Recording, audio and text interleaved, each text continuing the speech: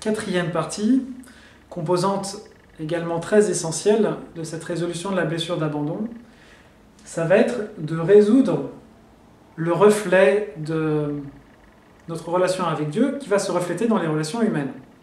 De même que dans votre vie, vous pouvez vivre de l'abandon par rapport à vos parents dans un premier temps, et puis dans un deuxième temps par rapport à une femme, un homme, eh bien, votre séparation de Dieu, l'éloignement que Dieu a mis entre vous et lui pendant un temps, va se refléter dans les relations humaines.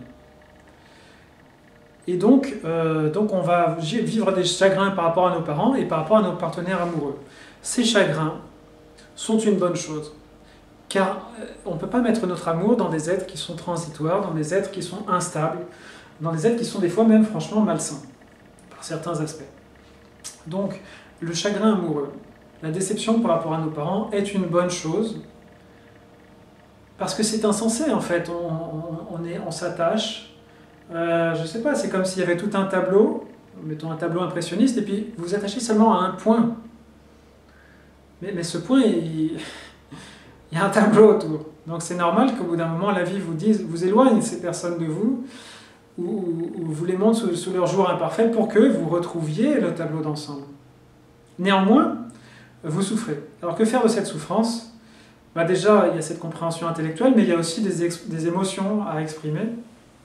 Et ces émotions, comme je l'ai dit dans la vidéo précédente, vous avez le droit de pleurer, et vous avez le droit aussi de rajouter les notes qui manquent à votre mélodie, vous avez le droit de rajouter les couleurs qui manquent à votre tableau, donc vous avez le droit de les exprimer de façon artistique, par des poésies. Moi j'ai exprimé beaucoup de choses par des poésies, par des histoires aussi.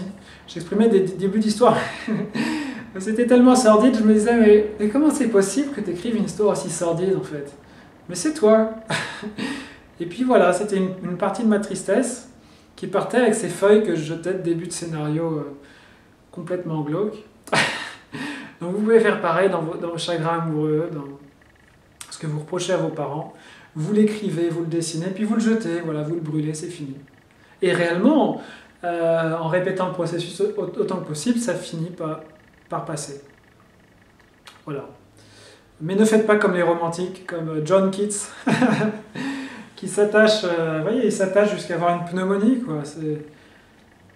Il en peut plus, quoi. Il peut plus respirer parce qu'il s'est attaché à une personne imparfaite. Et aucun être ne peut vous donner l'amour absolu. Donc n'attendez pas l'amour absolu d'une femme ou d'un homme. Sinon vous finirez comme les romantiques, avec leur tuberculose. Enfin, ce serait pas pareil aujourd'hui, parce que les conditions de médecine sont différentes. Mais ouais, ne faites pas comme John Keats dans le film Bright Star.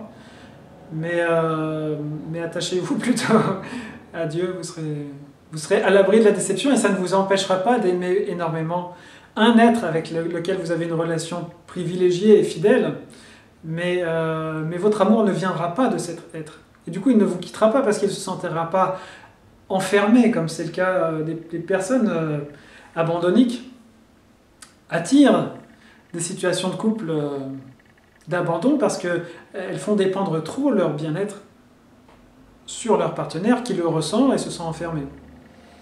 Donc ça, évidemment, le fait de prendre votre amour plus haut vous permettra de le donner toujours à votre partenaire, et se sentant aimé inconditionnellement, quoi qu'il fasse, le partenaire, évidemment, aura beaucoup plus de chances de vous aimer également et de ne pas vous abandonner. Puis même s'il vous abandonne, dans ce cas-là, ça n'aura plus aucune sorte d'importance pour vous.